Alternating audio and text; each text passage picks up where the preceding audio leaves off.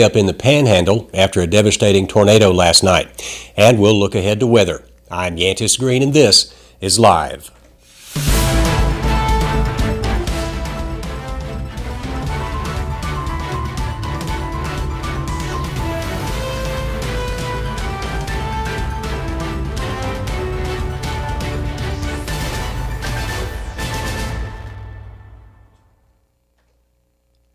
But before we get to the news, situated downtown near the Concho River, the recently remodeled Suburban Suites provides an upscale, convenient location for your next business trip. Going to need a long-term stay? Look no further than the Suburban Suites. There you'll find completely renovated suites that make you feel like home. Plus, it's the only hotel just steps away from the McNeese Convention Center. For business or pleasure, choose the upgraded Suburban Suites. And now on to the news. The biggest story of the day, and it looks like it won't end anytime soon, is of course the heat wave, specifically the heat over the weekend heading into next week. Over the weekend, the National Weather Service has extended that heat advisory. That's until Sunday evening. Experts say that the heat advisory is in effect until 7 o'clock Sunday evening, and that will impact the coming Juneteenth holiday on Monday. The highs over the weekend are expected to be around 107 today, with 105 Saturday, 104 on Sunday. Concho Valley residents are encouraged to stay inside where it's cool, if at all possible, and avoid outdoor activity in the afternoons. If you plan on being outside, drink plenty of water, wear a hat and sunscreen, and check on relatives. Also make sure all your pets have access to water, shade, shelter, and food. Do not, under any circumstances, leave pets or children or either one in a vehicle. You will end up on San Angelo Live. This morning at Lake Brownwood, Texas Department of Public Safety troopers, officers, retirees, and family members gathered as the Department of Public Safety christened 2 new patrol boats and named them in honor of 2 fallen troopers. The patrol boats were named after Jonathan Thomas McDonald and Carl Cassee. Trooper McDonald died in an on-duty crash on November 15, 2010 in Garza County near Post, Texas, while he was responding to an accident. Trooper Cassee was also killed in the line of duty near Goathwaite on October 29, 2015. Those patrol boats are part of 8 that will be used in the ongoing border security project, Operation Lone Star.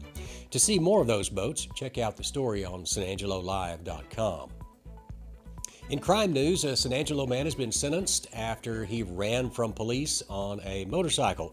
19-year-old Michael Escobedo has been sentenced for evading arrest after a police officer observed him on a dirt bike that was not supposed to be on public roads.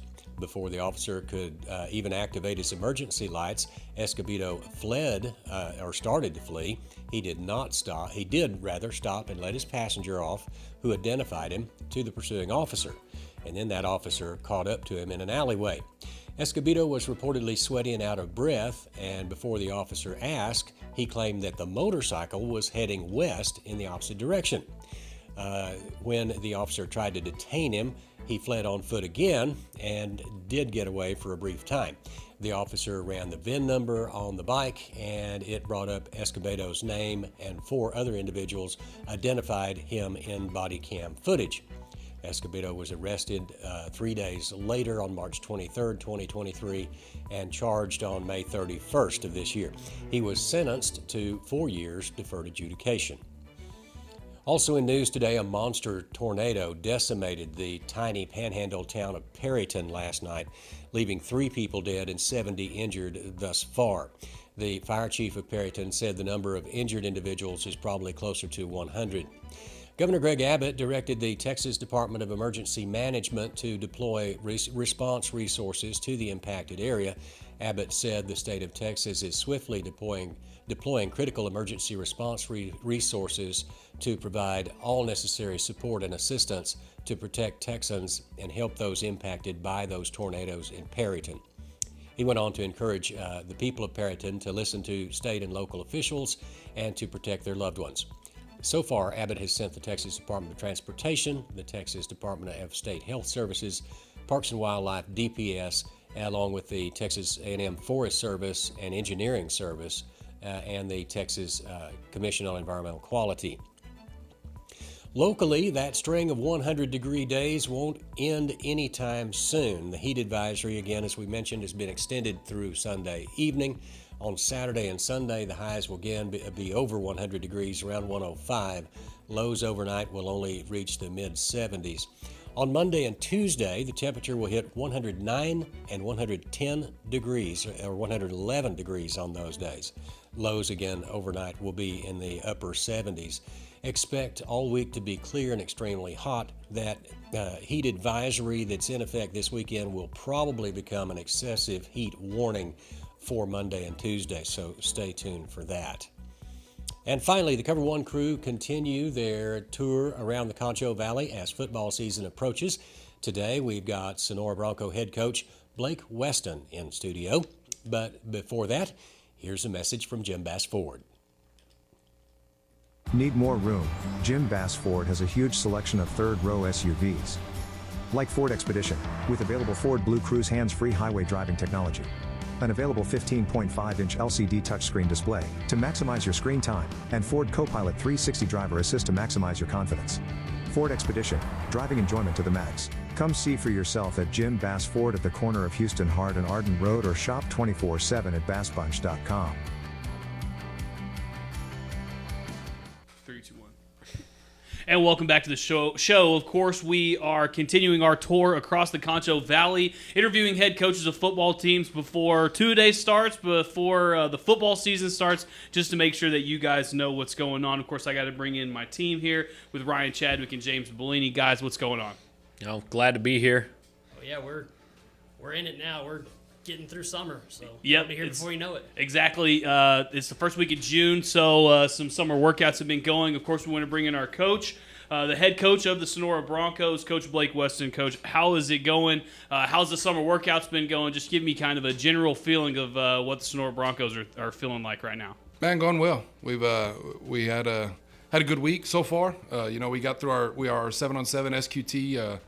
We hosted an SQT a couple weeks ago. So just getting rolling in our summer workout. It's been really, really good. All right, kind of reflecting on last season, y'all made it y'all were the first seed in y'all's district. Sure, yes, sir. You went off, you beat two teams, and then you played Holly.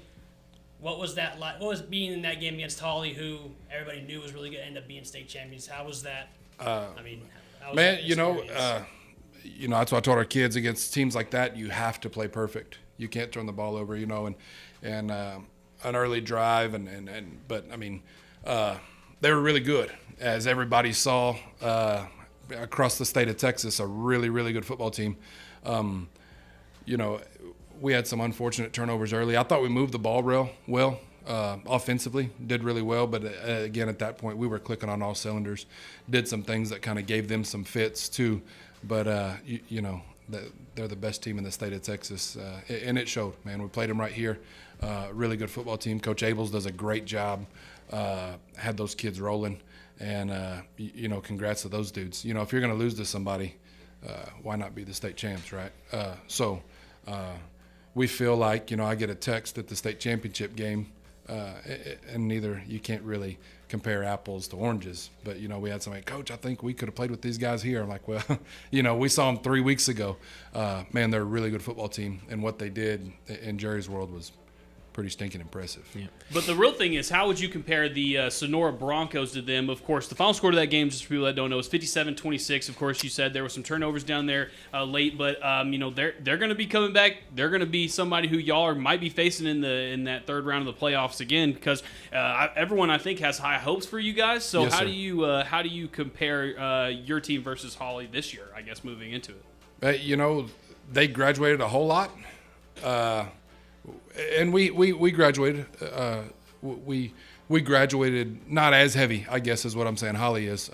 We bring back a lot of key pieces. They're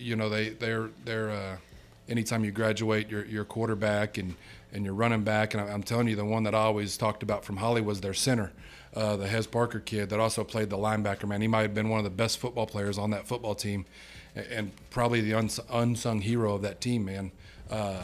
To play center, and him and the Compton kid at linebacker were the best linebacking core that I've seen in a long time in football. So to lose those guys, Now, Coach Abel's going to have them ready, and they're going to do a good job, and they're going to be a force to be reckoned with as well. But, I think this year so are we. So I think we've got the pieces coming back and a lot of explosive pieces and defense and leadership on our side where we will welcome that game in the third round if ready for it. If it so be that way. If everything works out that way, we will for sure welcome that game back. Yes, sir. All right, there you go. And Coach, just talking about how that yes, y'all did graduate some guys, but not nearly as much as guys or teams like Hawley. Sure.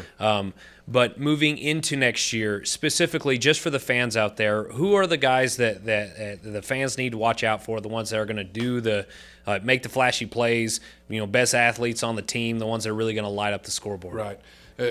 Talking flashy, I mean, you can't go without number 12. Butron, our quarterback. He kind of came out of it this year. My first year there, 2 years ago, he was.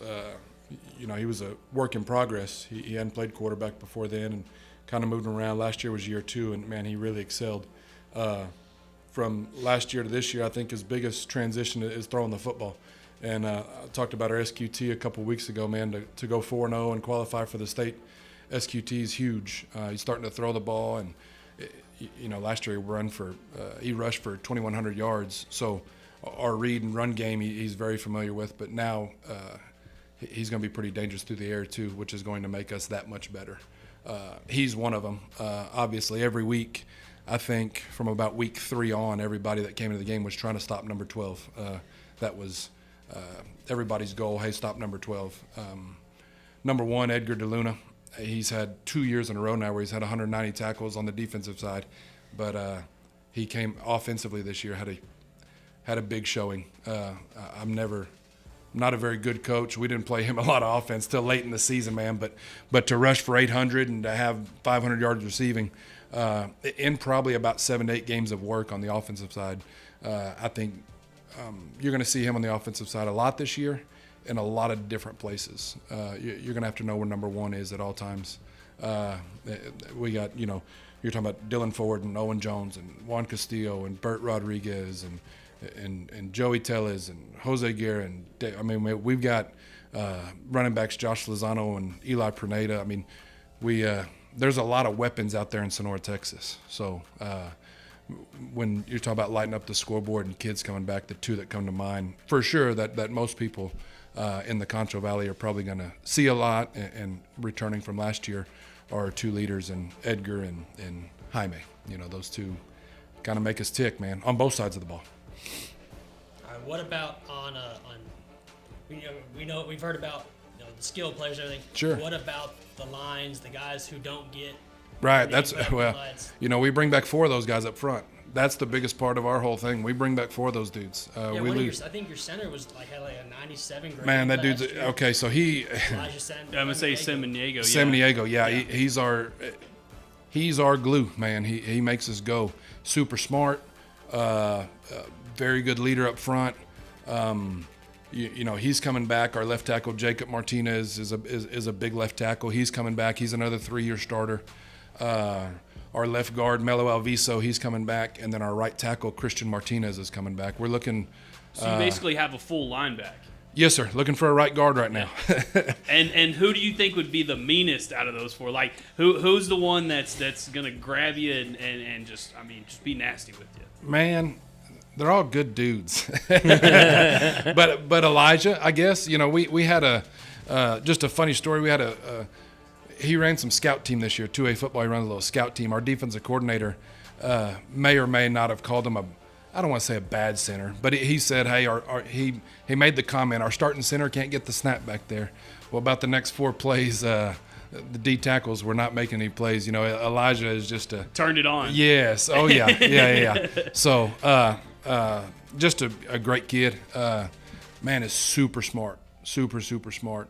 A game earlier, or not late in the season last year, we run a play where we're pulling both our guards.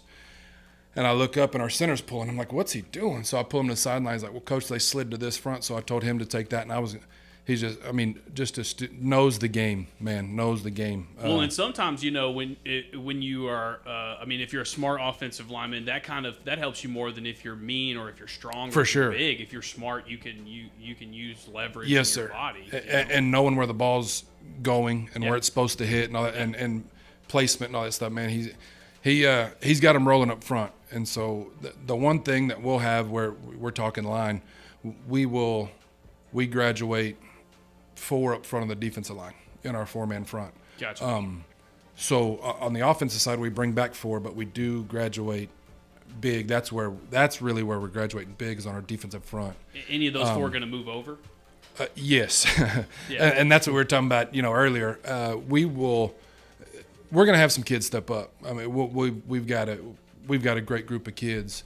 But, you know, we're going to play, you know, Elijah might have to play some D tackle this year. Jacob, you know, Martinez, he played late in the season, some D tackle, but those kids might not get the break they had last year with some of those, you know, kids we had that were able to spell and play on both sides.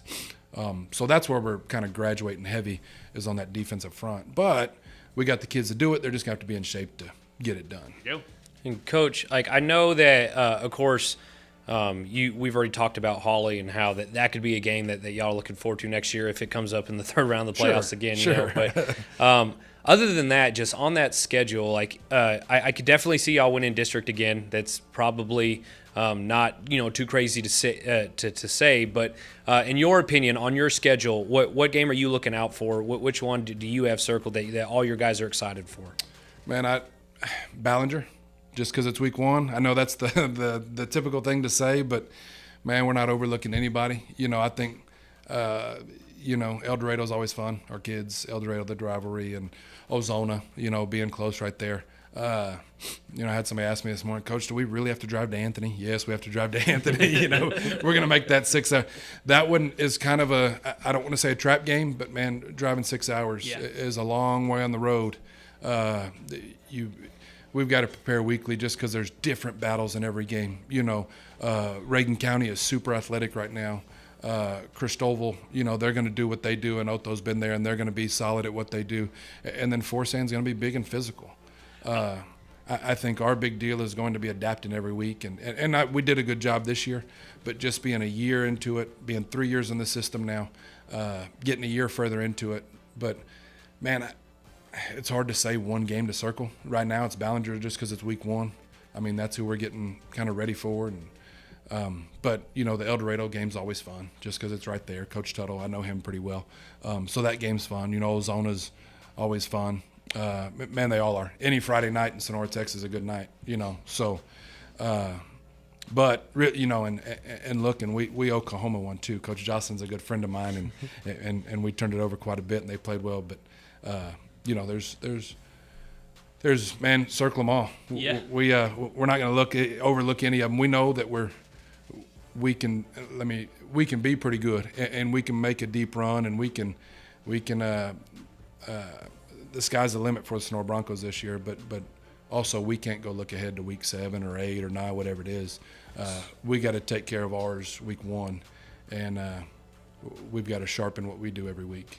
But. So in the schedule this past season, y'all only dropped 2 games in the regular season. Yes, sir. And 7 points. I mean, 7 points Yes, is sir. Undefeated or not. Of course, the 2 games were against Coahoma, lost by 4, and Yes, then sir. Reagan County or Big Lake and lost by 3. Yes, sir. 11 turnovers in those 2 games as well. I was going to say, so can we explain? Yeah, so can we talk about those 2 Coach games knows. and what you're moving on and learning, I guess, into maybe to shoot for that perfect season this year. Don't turn the ball over. I just said we had 11 turnover. I think it was 6 against Coahoma. Actually, I don't think. I know it was 6 against Coahoma and 5 against Reagan County. Again, that's where we go back to taking care of your job 1 week at a time. That when you turn the ball over 5 and 6 times, that's it's never good. But like you said, to lose by 4 and 3 points, why turning it over 6 and 5 times? Yeah, that's how that's good pretty we. good. Yes, that's how good we were last year. And I think we surprised some people last year. Really, to be honest with you, not me because I get to see those kids every day. I don't think this year we're going to come in as a surprise. I think a lot of people know that we have 9 returning on the offense and 7 returning on the defense on a team that was pretty dang good.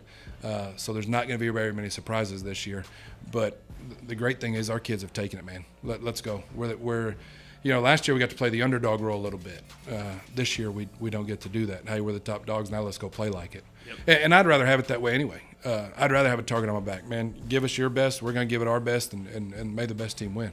So I'd rather have it that way than be the underdogs. Yeah, making the other team have to worry about you. Right. Yes, you sir. having to worry about the other team. Right. Yeah, 100%.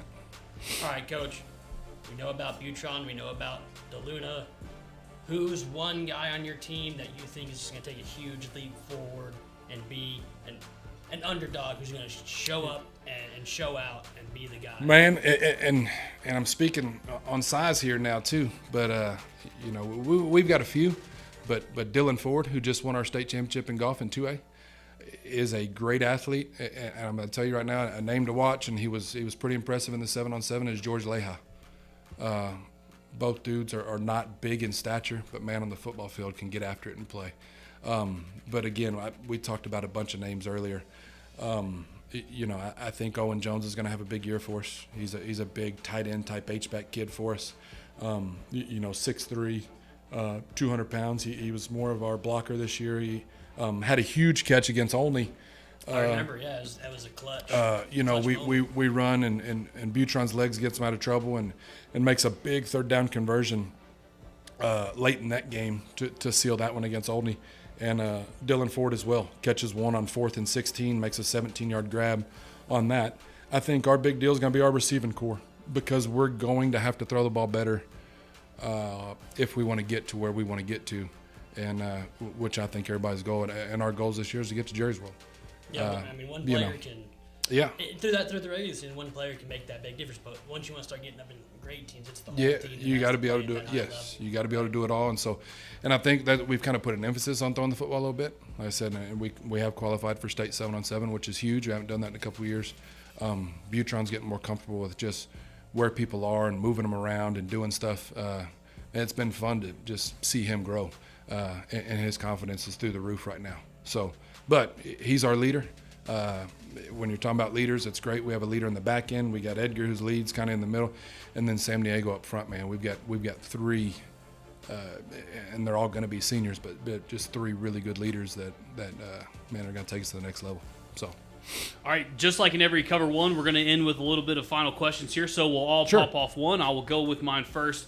Coach, got your district, you won them all last year, of course. We dropped one game last year in district against Big Lake. Yes, is Big Lake, you think, the biggest threat for second place in the district, or what team, I guess, do you think is likely going to land in that second place seed right underneath you guys? Man. That question already. But I think our district. I know you're close with the coaches, so I mean, I am. You've been talking to these guys. I think it's going to be tight. Forest Hand's always going to be good too. Coach Phillips does a great job. They've been running that for a long time. They're very different teams. Forest Hand is going to line up and smash you and pound you. I would say Big Lake Forest Hand, yes sir. I don't know that. Cristoval's always in the hunt as well. I would say one of those, 3. I'd like to say we're going to be number 1. One of those. Yeah. I put y'all number 1. They can fight for 2nd, 3rd, 4th. I'm good with it. All right. Chadwick. All right, Coach. James kind of asked this question earlier, but I'm going to phrase it a little bit differently. I know that you said you've graduated a bunch of guys off your defensive line, so it could be at that spot there. But talking about how seasoned this year's team is and how many guys you're returning, let's look to the future a little bit. Like, is there a particular underclassman that has really just wowed you that you're like, wow, this kid's going to be pretty good? I'll tell you, the one kid I didn't talk about, Jose Guerra, in 7-on-7. He is going to be a sophomore. He works in the weight. He's about 6'2", about 190 pounds right now. So a beast. Okay, yeah. Just saying, it's all right. We've kind of moved him to corner a little bit in the spring, and man, he's done really well with it. Yesterday we did some football skill stuff and just running routes and catching the ball. He's just a big body that moves really well. I think he's going to be really good for us. I know we've said a bunch of names, man. We've got a lot of weapons, but when you're asking of one kid that maybe people don't know about, he was on our JV last year, and was really good there too. Our JV was 8-2 last year. It's not, but played really well for us there. But if you're asking for one name and it's not the forwards or the ones that I've named earlier, man, I think he could be that guy, kind of skill guy, up front on our D line. Look for it. We talked about, of course, Elijah and Jacob up there too. But I think when you start talking about Jaden Chavarria, is a big one that could come out and be a big name for us too. He played for us a lot this year, has a motor. But him and Dalen Luna and Logan Mayfield can kind of solidify those D tackle spots, man. Those are three other names that aren't probably skill guy names, but in the trenches down there, that if they come on like they have been, it's and give our Elijah and Jacob maybe a little break on the defense side, that's going to be huge for us this year. But I think we still, when you start looking, we've got 5-6 man rotation at that D tackle spot where we could work those guys in. Our D ends are still kind of in question, but and Guerra's kind of a hybrid. You can play corner. It's weird to say you can play corner, you can play linebacker, probably play D end. He's that type of kid, that type of athlete. So, all right, James, final question. This kind of caught the last two coaches off guard, but I've spent some time down there. Sure. When you run off the field and come shake my hand at Olney and everything, that means a lot. Right. But I want to talk about the community. What has the community of Sonora meant to you personally? I know Butron, your son. You told me your son is Butron's picture. Right. On Yeah. He's on his iPad. So when I get up in the morning, I see Jaime Butron on my iPad. Yeah. So what has the community meant to you down there in Sonora, and what have you learned about yourself coaching down there? Man, it's you. I was there for 9 years previous. It's kind of it's home for me. I've known a lot of those kids. I got to coach Butron's older brother, DeLuna's older brother. A lot of these kids, but we talked about Bert Rodriguez. His cousin was Andres House. I mean, I've coached all these kids. They're kinfolk of some sort. So I've been around Sonora for a long time, man. The community is awesome. You've been down there, man. Oh, yeah. The atmosphere, the electricity, it's back. It's great. Got great kids that work hard. The tradition, I mean, that's the biggest thing. There's just. But if you need something Sonora football, man, they're going to drop and do it for you, man. We got a really good atmosphere down there.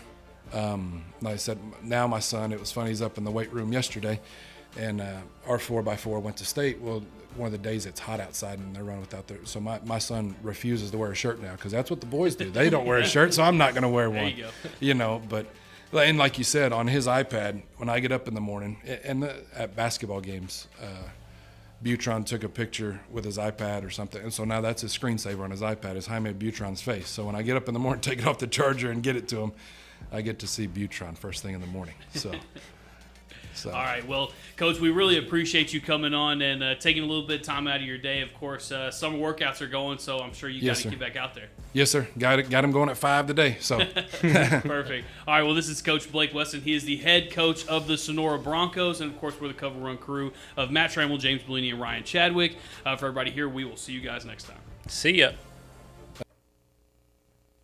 Thank you, Coach Weston, for coming on to talk to the Cover One crew. It's always good to hear about West Texas high school football, and it will be here before you know it. This is Live Daily News. We're here every weekday in the 4 o'clock hour. We're going to be giving you all the news from the day and an interview to get you by. For everyone here at San Angelo Live, I'm Yantis Green, and stay cool this weekend.